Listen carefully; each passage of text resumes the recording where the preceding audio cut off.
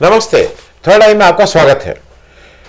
चंदा चोरी या चढ़ावा चोरी या भगवान के घर चोरी या मंदिर चोरी, जो भी आप कहिए, उत्तर प्रदेश में इस समय ये एक प्रमुख विषय है जिसके इर्द गिर्द उत्तर प्रदेश की राजनीति भी घूम रही है।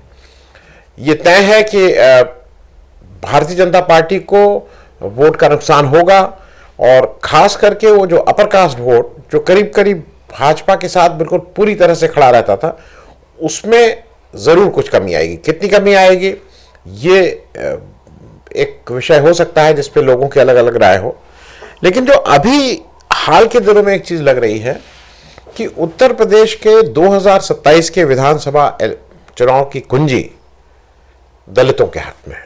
ये मैं इसलिए कह रहा हूं कि ये बिल्कुल क्लियर हो गया है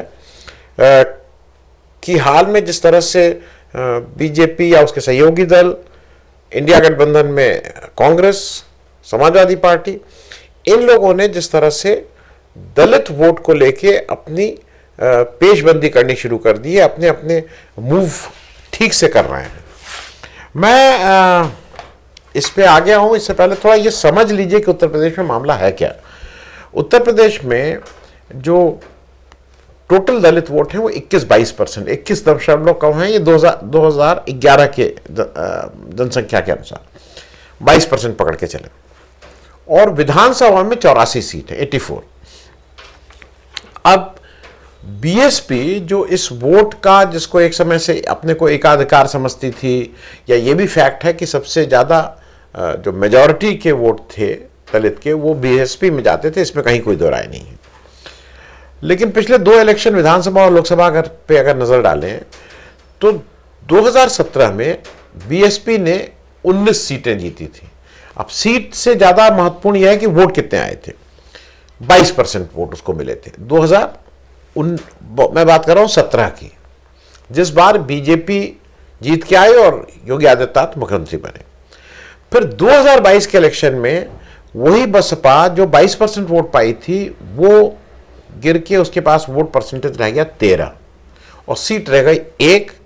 वो भी उमाशंकर सिंह जो बलिया से जीत के आए थे, वो अपने दम पे ज्यादा जीत के आए थे, वो इंडिपेंडेंट जैसे लड़ते हैं तो, लेकिन एक सीट 13% वोट, 9% का ड्रॉप इस विधानसभा इलेक्शन में हो चुका था। फिर लोकसभा पे एक नजर डाल लीजिए। 2019 में मिलके लड़ा था इलेक्शन सपा बसपा ने, और वोट परसेंटेज था 19%। 5 सीटें आई थी, मैं उसकी बात नहीं कर रहा हूं, लेकिन वोट परसेंटेज 19% पे खड़ी थी बसपा। 2024 के लोकसभा इलेक्शन में जहां पे बसपा इंडिपेंडेंट लड़ी, सारी सीटों पे लड़ी, उसका वोट परसेंटेज 9% रह गया था। सीट तो कोई नहीं जीती थी। तो एक चीज बिल्कुल स्पष्ट है उत्तर प्रदेश में कि बसपा इज अ पार्टी जो अब गेन नहीं कर रही है, और वो धीरे धीरे उसके वोटों का क्षय हो रहा है। और वो अब मायावती के भतीजे आए हैं, कभी मायावती उनको निकाल देती हैं, कभी रख लेती हैं, कभी ऊपर चढ़ा देती हैं, कभी नीचे उतार देती हैं। जो जिस तरह से मायावती जी अपनी पार्टी चलाती हैं, तो कोई बहुत अच्छा भविष्य बसपा एज अ पार्टी नहीं नजर आ रहा है।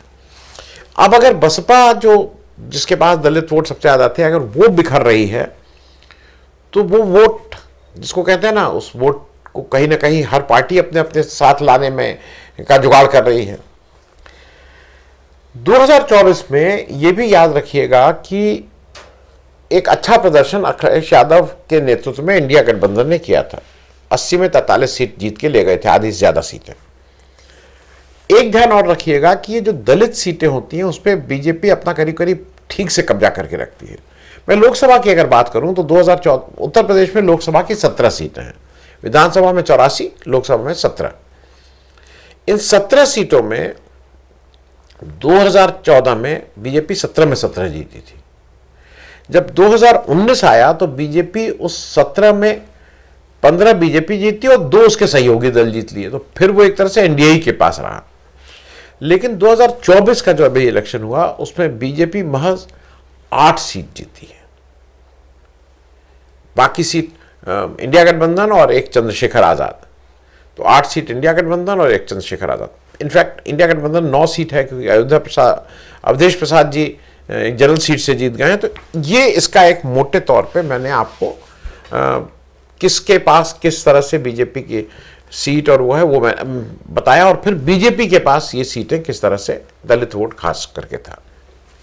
अब आप एक ये मैंने भास्कर के अंग्रेजी उससे उठाया है, ये मैं ऐसे ही टेबल लगा दे रहा हूं, उसने मेहनत से तैयार किया है। ये एक इंपॉर्टेंट चीज है। उत्तर प्रदेश में जो दलित हैं वो करीब 66 सब कास्ट हैं उनकी, जाटव, चमार, पासी, धोबी, कोरी, वाल्मीकि, इस तरह से 66 सब ग्रुप्स हैं।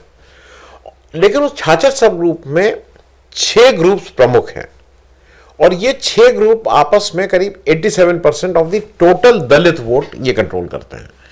बाकी जो 60 ग्रुप हैं उनके आपस में 13% वोट है। मैं टोटल दलित वोट की बात अभी कर रहा हूं, मतलब दलित वोट के कितना परसेंटेज इनका है। अभी आप बगल में टेबल देख रहे हैं, जाटव वोट दलित वोट के का जो टोटल वोट है उसका 54% जाटव है, तो मतलब आधे से ज्यादा जाटव है। पासी 16% है, धोबी 6%, कोरी 6%, वाल्मीकि 3% और खटेक 2%, ये करके 87% हो जाता है, 87%। अब यहां पे इंपॉर्टेंट यह है कि ये जो जाटव हैं, जो 54% इन दलित वोट, अगर एब्सोल्यूट नंबर लें तो टोटल वोट, अब मैं बात कर रहा हूं टोटल वोट, जिसमें 22% दलित वोट हैं, करीब करीब 11% केवल जाटव वोट है। वेस्टर्न यूपी में जाटव, ईस्टर्न यूपी में चमार। वो यहां पे जाटव, ईस्टर्न यूपी में जाटव नहीं होते हैं, उनका सेम वो होते हैं लेकिन उनका चेंज हो जाता है। पश्चिम में, मतलब पश्चिमी उत्तर प्रदेश में एक बड़े दलित लीडर के रूप में चंद्रशेखर आजाद, एमपी का इलेक्शन, अपने सामने सारे उनके कैंडिडेट थे। उनके सामने बीएसपी का कैंडिडेट था, उनके सामने इंडिया गठबंधन का समाजवादी पार्टी का कैंडिडेट था। इन सबको हरा के भी, और बीजेपी का था, इन सबको हरा के जीत के नगीना सीट से गए हैं। लेकिन चंद्रशेखर आजाद जी का मेन ये है कि जब वो इलेक्शन नहीं लड़े थे तब तक ये माना जा रहा था कि उनका वेस्ट ईस्टर्न यूपी में भी प्रभाव है, लेकिन वो प्रभाव तो उनकी सीट तक है, वेस्टर्न यूपी के कुछ इलाकों में है। और 2024 से अभी कुछ ऐसा नहीं लगा कि वो कहीं कोई उन्होंने बहुत काम किया हो या बहुत एक्टिव हो गए हो, या पार्टी, वो ठीक है, वो एमपी हैं, अपनी कंस्टिट्यूंसी में काम कर रहे हैं, कुछ ये सब कर रहे हैं, लेकिन एज अ पार्टी कोई बहुत इस समय बहुत चहल पहल नहीं दिखाई दे रही है। दूसरा एक चीज इंपॉर्टेंट है कि उत्तर प्रदेश की जो 403 विधानसभा क्षेत्र हैं उसमें से 120 क्षेत्र में दलित वोट 1 लाख से ज्यादा है। यह भी एक इंपॉर्टेंट चीज है। अब इन सब के बीच अभी उत्तर प्रदेश में कल चिराग पासवान आए, उन्होंने अपने पिता रामविलास पासवान जी की जयंती थी, उसको यहां मनाया इंदिरा गांधी प्रतिष्ठान में, और वहां पे उन्होंने भाषणबाजी खूब ठीक से की। उन्होंने बताया कि भाई उनकी एक पार्टी है जो बिहार में उसके अच्छे नंबर हैं, फिर झारखंड में उनका एमएलए है, नागालैंड में उनका एमएलए है, और अब वो उत्तर प्रदेश में भी आना चाहते हैं। फिर उन्होंने बताया कैसे कैसे क्या क्या करना है। अब इसमें मुख्य रूप से क्या हो रहा है? इसमें मुख्य रूप से ये हो रहा है कि जो पासी कम्युनिटी है उस पे अखिलेश यादव ने काफी इनरोड बना रखा है, क्योंकि ट्रेडिशनली एक इस तरह का नैरेटिव बनाया जाता है। अब कुछ लोग समाजवादी पार्टी वाले उसको कंटेस्ट करते हैं, बाकी लोग कहते हैं कि नहीं नहीं वो कुछ कहें, लेकिन ग्राउंड पे यही बात है। नैरेटिव ये बनता है कि यादव लोगों के साथ बहुत कंफर्टेबल नहीं होता है दलित वोट, और उसका जो इसके इस बात को प्रूव करने के लिए जो सबसे बड़ा तर्क दिया जाता है वो 2019 का इलेक्शन दिया जाता है। 2014 के इलेक्शन में समाजवादी पार्टी 5 सीटें जीती थी, 2019 में वो बसपा के साथ मिलकर चुनाव लड़ रही थी, लेकिन सीटें उसकी 5 ही रही, और यह माना गया कि बसपा के वोट जो थे वो ट्रांसफर नहीं हुए सपा को, और ट्रांसफर ना होने का कारण जो तर्क लोग देते हैं वो ये कहते हैं कि दलित वोट यादव के साथ बहुत कंफर्टेबल नहीं रहता है। दूसरी बात यह है कि जो अभी 2024 का इलेक्शन हुआ उसमें जो पासी कम्युनिटी से समाजवादी पार्टी ने 5 एमपी जिता के लाई है, 5 एमपी, बीजेपी केवल 3 जिता पाई है, तो ये एक बड़ी बात है। लेकिन यहां पे लोगों का एक तर्क यह है कि जब इंडिया गठबंधन आ जाता है तब वो ट्रांसफर हो जाता है। सपा इंडिया गठबंधन में उसको वोट ट्रांसफर कराना ज्यादा आसान है बनिस्बत स्टैंड अलोन। इस तरह का एक बात होती है। अब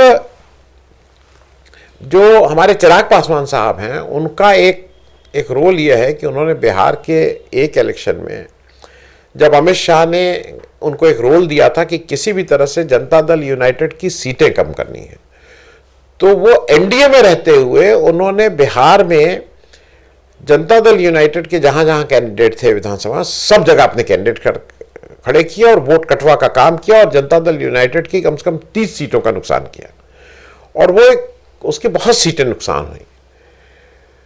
वो रोल ऐसा लगता है कि उनको उत्तर प्रदेश में फिर दिया जा रहा है, क्योंकि अगर पासवान की एक बड़ी मेजॉरिटी अखिलेश के साथ खड़ी है, दलित वोट इस समय कोई नया जगह ढूंढ रहा है, क्योंकि मायावती जी अब एक्टिव नहीं रह गई हैं, या अगर एक्टिव भी हैं तो इस करीब करीब बिल्कुल सार्वजनिक रूप से जाहिर हो गया है कि वो बीजेपी के अनुसार ही, जिस तरह से बीजेपी की इच्छा होगी, जिस तरह से बीजेपी लीडरशिप कहेगी, वैसे ही अपने कैंडिडेट करेंगे। तो वो अब नुमाइंदगी अपने आप नहीं कर रही हैं। ऐसे में चिराग पासवान एक इंपॉर्टेंट रोल वोट कटवा का हो जाता है कि अगर वो, क्योंकि रामविलास पासवान का एक बड़ा कद रहा है बिहार के अलावा, उत्तर प्रदेश में बहुत आते थे एक समय, मतलब उनका एक बाबू जगजीवन राम के बाद उनका भी एक स्थान था। अब इधर क्या हुआ है, ये तो चिराग पासवान होगा, उन्होंने अनाउंस कर दिया है कि हम यहाँ इलेक्शन लड़ेंगे, सब करके चले गए।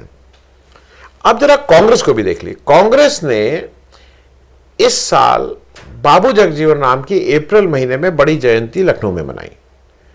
मीरा कुमार जी को बुलाया गया जो उनकी लड़की हैं, और ये तय बात है कि बाबू जगजीवन राम अगर भारत के मतलब स्वतंत्रता के बाद के जो सबसे बड़े 2-3 दलित लीडर में बोले जाएंगे, जो बहुत सक्सेसफुल, बहुत इज्जत, जिन्होंने बहुत अच्छे मंत्रालय चलाए, डिप्टी प्राइम मिनिस्टर बने, उसमें बाबू जगजीवन राम का नाम आता है। तो उनकी जयंती को बनाने का एक बड़ा मकसद ये था कि मैसेजिंग और उस वोट को कंसोलिडेट करना। एक काम अभी और हुआ कि अभी मई महीने में, 1 महीना पहले ही राहुल गांधी रायबरेली आए थे अपनी कंस्टिट्यूंसी। वहां पे उन्होंने वीरा पासी, एक क्रांतिकारी थे 1857 में, उनकी प्रतिमा का अनावरण किया और वहां पासी वोट को फिर कंसोलिडेट करने की कोशिश की। वीरा पासी का एक बड़ा स्वर्णिम इतिहास है। वो 1857 में उनके ऊपर ब्रिटिश सरकार ने 50,000 रुपये का इनाम रखा था। उन्होंने अपने नेता जो उस समय के थे बेनी माधव जी, उनको जेल से, ब्रिटिश की जेल से छुड़ा लिया था और फिर उनके ऊपर 50,000 रुपये का 1857 में इनाम था। मतलब आज का कुछ 5-10 करोड़ या 50 करोड़ रुपए के बराबर तो होगा ही होगा। राहुल गांधी एक उसको वो कर रहे हैं। दूसरा, राहुल गांधी ने अभी कांग्रेस ने, मतलब राहुल गांधी मतलब कांग्रेस ने राजेंद्र पाल गौतम जी को उत्तर प्रदेश का प्रभारी नियुक्त कर दिया है। और वो प्रभारी जब आए हैं तो ट्रेडिशनली, मैं हरदम कहता हूँ, ट्रेडिशनली जो प्रभारी का काम स्टेट पार्टी और सेंट्रल पार्टी के बीच के सेतु का काम है, वो इससे ज़्यादा कर रहे हैं। वो स्टेट पार्टी प्रेसिडेंट जैसे उस मिजाज में, उस ताव में वो यहाँ की पार्टी को लीड कर रहे हैं। अब बात आ जाती है अखिलेश यादव की। अखिलेश यादव जी ये जानते हैं कि अगर वो दलित वोट को ये भरोसा दे पाए कि आप, और पीडीए वो जो चला रहे हैं, अगर हमारे साथ आप आओ आपको न्याय मिलेगा, तो एक बड़ा उलटफेर वो कर सकते हैं। जब पिछला इलेक्शन हुआ था लोकसभा का, तो उन्होंने क्योंकि यादव वाला उनके ऊपर जो आरोप लगता है, उन्होंने केवल 5 यादवों को सीटें को उम्मीदवार बनाया था समाजवादी पार्टी से। और ये भी याद रखिएगा कि, और क्योंकि 62 सीट उनके पास थी, 80 में 62 समाजवादी पार्टी लड़ी थी, 17 कांग्रेस और 1 तृणमूल कांग्रेस। 62 में उन्होंने करीब 11, 12 या 13 कुर्मी उम्मीदवार बनाए थे। यादव केवल 5, वो भी उनके घर के।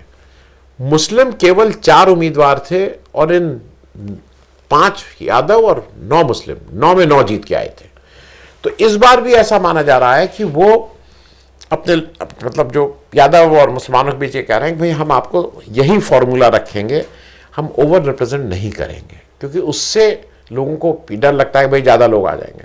और उनका ये मानना है, उनके बाकी लोगों का ये कहना है कि जब एक बार अगर सत्ता आ जाएगी तो फिर अकोमोडेट, काउंसिल में अकोमोडेट करना या कहीं अकोमोडेट करना या कहीं वो करना आसान रहेगा। लेकिन अभी हम बहुत विजिबल जो पुराना माई था कि मुस्लिम यादव, हम उसको परस्यू नहीं करेंगे, हम उस स्टिग्मा को अपने पास से हटाना चाहते हैं।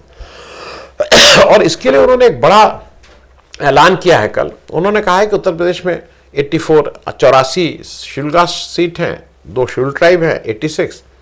उन्होंने कहा है कि हम 100 सीटों पे शेड्यूल कास्ट शेड्यूल ट्राइब लोगों को लड़ाएंगे।